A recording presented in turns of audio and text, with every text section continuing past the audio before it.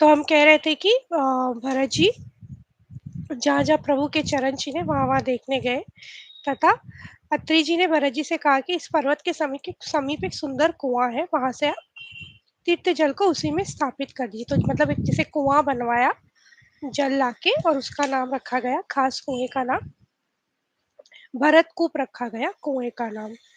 और अब श्री राम जी के वन में भ्रमण करने के लिए पैदल ही चले। तो बिना जूते के भरत जी चल रहे हैं वन में। सब देखकर तो जो धरती थी वो भी थोड़ी-सी कोमल हो गई। भरत जी के स्वभाव को देखकर तो वन देवता आनंदित होकर आशीर्वाद देते हैं कि भरत जी कितने प्रेम मग्न है, प्रभु से कितना प्रेम करते हैं। अब मेरे लिए सब लोगों ने संताप सहा और आपने भी बहुत प्रकार से दुख पाया। अब स्वामी मुझे आज्ञा दें, मैं जाकर अवधि भर 14 वर्ष तक अवध का सेवन करूँ। कहा कि अब मैं अवध की सेवा करता हूँ, आप मुझे आशीर्वाद दीजिए प्रभु। तुलसीदास जी कहते हैं, श्री राम जी ने कहा मुखिया मुख के समान होना चाहिए। मुखिया मतलब जो लीडर होता है, वो मुख के समान होना चाहिए, जो खाने-पीने को तो एक अकेला है, परंतु विवेक पूर्वक सब अंगों का पालन-पोषण करता है। खाने का मुँह तो एक हो पर पहुँचाता सभी को है, प्रोसेसिंग सभी के लिए करता है। तो ये देखिए कितनी अच्छी बात है, जैसे कहने का तात्पर्य है कि लीडर्स वो होते हैं जो ड्राइव करते हैं basically, we generally say that. तो यहाँ पे वही बात कही गई है। आखिर भरत जी के प्रेमवश प्रभु श्री रामचंद्र जी ने कृपा करके खड़ाऊ दे दी और भरत जी ने उन्हें आदरपूर्वक सिर पर धारण कर लिया। करुणा निधान श्री रामचंद्र जी के दोनों खड़ाऊ प्रजा के प्राणों की रक्षा के लिए मानो दो पहरेदार है। भरत जी स्वावलंब के मिल जाने से परम आनंदित है। उन्हें ऐसा ही सुख हुआ जैसे श्री सीताराम जी के रहने से होता है। श्री राम जी की कृपा ने सारी उलझन सुधार दी। देवताओं की सेना जो लूटने आई थी वही हितकारी और रक्षक बन गई। श्री राम जी भुजाओं में भरकर भाई भरत से मिल रहे हैं और आनंद समाता ही नहीं है, बहुत ज्यादा हर्षित है तथा गले मिल रहे हैं। तन मन और वचन तीनों में प्रेम उमड़ पड़ा। धीरज की धुरी को धारण करने वाले श्री रघुनाथ जी ने भी धीरज त्याग दिया। वे इनके नेत्रों से प्रेम अश्रुधाराएँ की जल जल बहने लगा।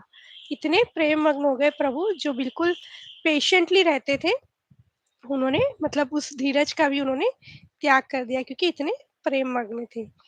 वे भी श्री राम जी और भरत जी के उपमा रहित अपार प्रेम को देखकर वैराग्य और विवेक सहित तन मन वचन से उस प्रेम में मग्न हो गए। कौन? सारे गुरु वशिष्ठ जी जो भी थे वहां पे।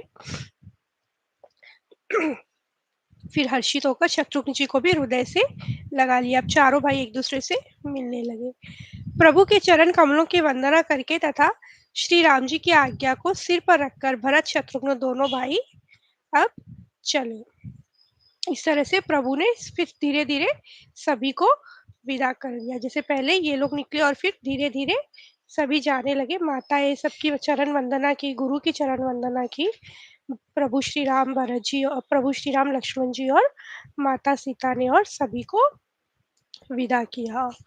गुरु वशिष्ठ जी और गुरु पत्नी अरुंधति जी के चरणों की वंदना करके तीनों हर्ष और विषाद के साथ लौटकर पर्णकुटी पर आ गए। मतलब जो उनका हट था, जो घर था, प्रभु और वहां पधार गए। छोटे भाई लक्ष्मण जी और सीता जी समेत प्रभु श्री रामचंद्र जी पर्णकुटी में ऐसे सुशोभित हो रहे मानो वैराग्य, भक्ति और ज्ञान शरीर धारण करके शोभित हो रहा हो। इतने सुंदर लग रहे हैं तीनों। फिर सही उतरकर गोमती जी में स्नान किया और चौथे दिन अब अयोध्या जा पहुंचे। अब अयोध्या आ गए, मतलब यहाँ की स्टोरी आ रही है। भाई और जनक जी 4 दिन अयोध्या जी में रहे और राज राजकाज एवं सब साज सामान को संभाल कर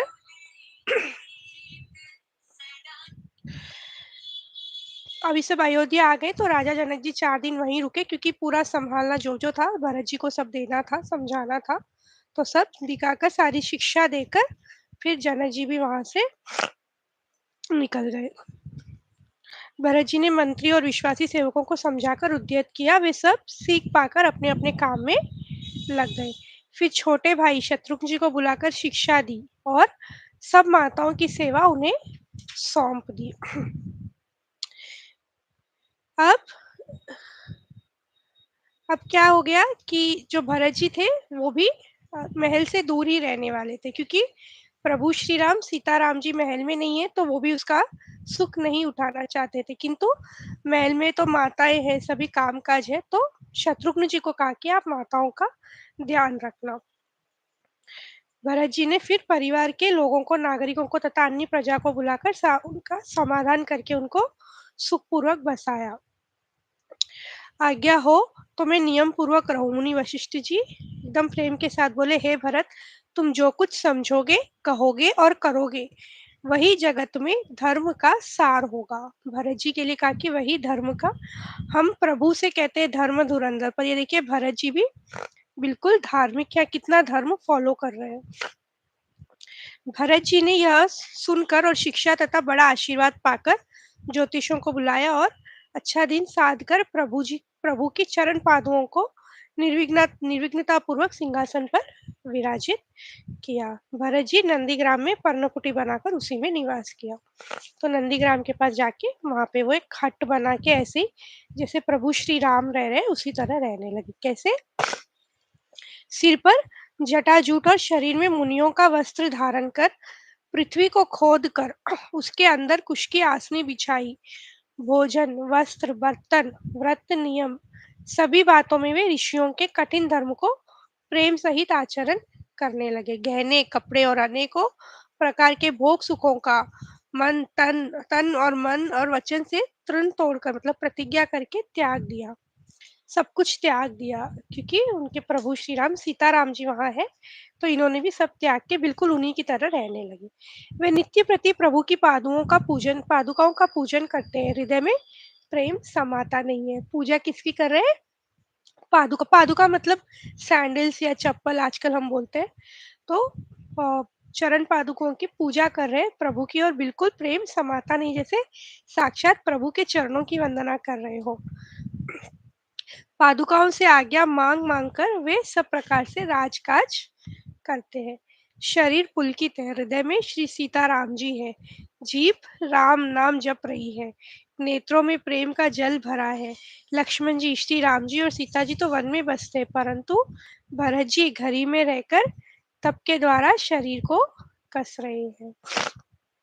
तुलसीदास जी कहते हैं, जो कोई भरत जी के चरित्र को नियम से आदर पूर्वक सुनेंगे, उनको अवश्य ही श्री सीताराम जी के चरणों में प्रेम होगा और सांसारिक विषय रस से वैराग्य होगा। इति श्रीमद् रामचरितमानसे सकलकलिकलु सने द्वितीयं सोपानम समाप्तम्। कलयुग के संपूर्ण पापों को विध्वंस करने वाली श्री रामचरितमानस का यह दूसरा सोपान समाप्त हुआ। हमारा अयोध्या कांड समाप्त हुआ। अब हम अरण्य कांड की ओर चलेंगे। तो यहाँ पे हमने एक और ऋषि के बारे में सुना, ऋषि अत्रि जी। जैसे हम लोग भरद्वाज जी के बारे में सुना, वाल्मीकि जी के बारे में सुना, गुरु वशिष्ठ जी के बारे में सुना, संदीपनी गुरु वशिष्ठ जी के बारे में सुना, वाल्मीकि जी के बारे में सुना, और अभी ऋषि अत्रि जी के बारे में हमने सुना। तो अब अरण्य कांड है। अरण्य कांड हम कल से लेंगे, समय आज वैसे हो ही गया है, सिर्फ 4-5 मिनट ही बची हैं।